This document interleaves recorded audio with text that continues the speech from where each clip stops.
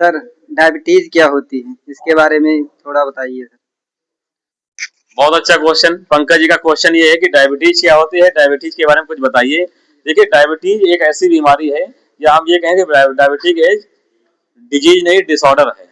ठीक है, जो जेनेटिकली भी हो सकती है, इंसुलिन की कमी से भी हो सकती है, इंसुलिन के रेजिस्टेंस से भी होती है। आगे बात समझ में। तो डायबिटीज क्या है, जिसको हम नॉर्मल भाषा में शुगर की बीमारी कहते हैं, शुगर के पेशेंट कहते हैं।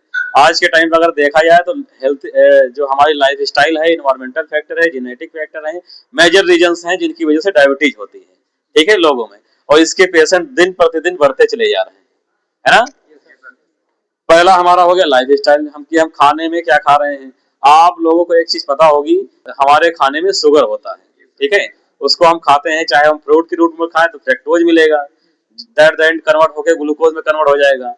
अगर हम कार्बोहाइड्रेट्स खाते हैं रोटी के रूप में, चावल के रूप में, या पोटैटो आलू खा लिए, उसमें कार्बोहाइड्रेट्स होता है। ठीक है, वो भी कन्वर्ट किस में होगा, बोलो, ग्लूकोज में, शुगर में कन्वर्ट हो जाएगा। ठीक है, ग्लूकोज जो होता है हमारे फूड सप्लीमेंट के थ्रू गया और इंटेस्टाइन में गया, स्टमक में गया और एब्जॉर्ब हो गया। इतनी चीज समझ में आ गई।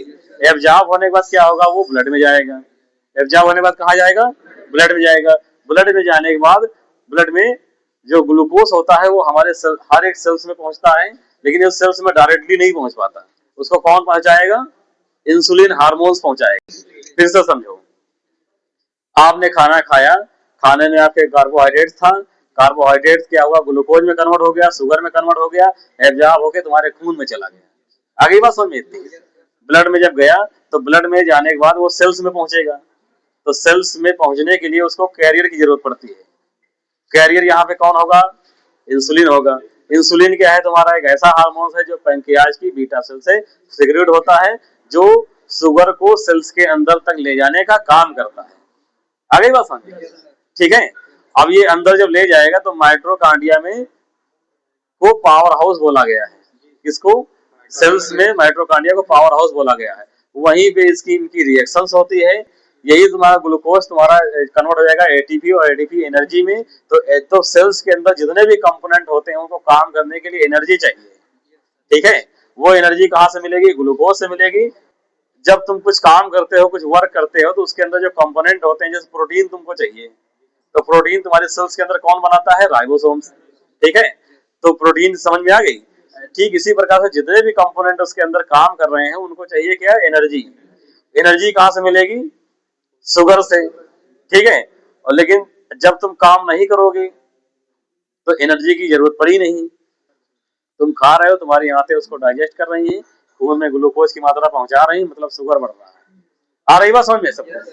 ठीक है, अभी इससे क्या होगा, जो जब तुम कभी रैंडमली जाते हो अपना ब्लड शुगर टेस्ट करवाते हो, क्योंकि खून में तुम्हारे ब्लड शुगर बढ़ा हुआ है, खून में तुम्हारे शुगर के लेवल बढ़ा हुआ है, अपना ब्लड शुगर टेस्ट कराओगे, अचानक आपको क्या मिलेगा, ब्लड शुगर बढ़ा मिलेगा।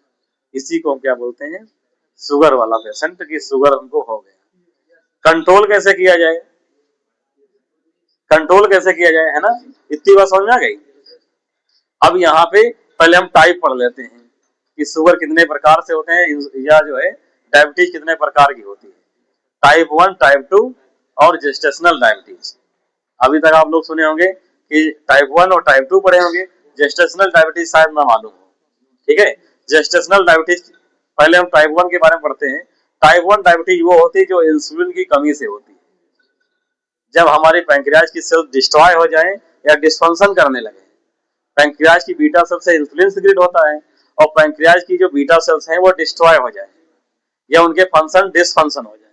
आ रही बात समझ में, डिसफंक्शन हो जाए तो काम वो कम करेंगी, तो उनमें सिक्रीशन हो जाएगा कम इंसुलिन का।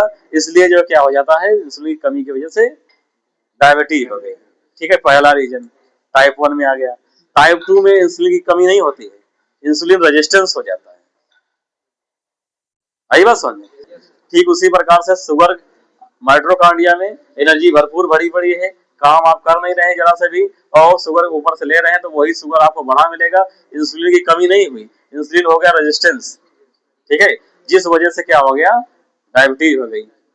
जेस्टेशनल डायबिटीज वो होती है जो प्रेगनेंसी के टाइम होती है। ठीक है, जेस्टेशनल डायबिटीज वो होती है जो प्रेगनेंसी के टाइम वोमेन में होती है, महिलाओं में होती है, लेकिन इसको हम तब मानेंगे जेस्टेशनल डायबिटीज जब उनकी हम 3 महीने पहले से 4 महीने पहले से अगर किसी पेशेंट को या 1 साल 2 साल 3 साल पहले से अगर किसी महिला को शुगर है तो जेस्टेशनल डायबिटीज में नहीं आएगा। आ रही बात समझ में? जेस्टेशनल डायबिटीज उसे कहते हैं जब प्रेगनेंसी हो उस दौरान हो जाए। आई बात समझ में? तो उसको क्या बोलेंगे? Gestational diabetes. आ गई बात समझ? कंट्रोल कैसे किया जाए? ठीक है, यही तो क्वेश्चन है आपका कि इसको अगर चलिए हो गई किसी को डायबिटीज तो कंट्रोल कैसे किया जाए। देखिए यहाँ पे ट्रीटमेंट तो बहुत सारे हैं जो एलोपैथिक, आयुर्वेदिक और होम्योपैथिक में है, लेकिन हम पहले काम करेंगे इनके बचाव की। बचाव जरूरी है क्योंकि अगर आप बचाव नहीं करेंगे तो आप कितना भी मेडिसिन ले लीजिए, कितना भी दवा खा लीजिए, ठीक नहीं होने वाली। क्लियर? क्योंकि लोग ऐसे पड़े हैं जो जिंदगी भर शुगर की मेडिसिन खा रहे हैं। आगे बात समझ में? क्या करना है? डेली वॉकिंग करनी है, अपनी एनर्जी हमारे अंदर भरी पड़ी है उसको क्या करना है? खर्चा करना है। ठीक है, क्या करना है?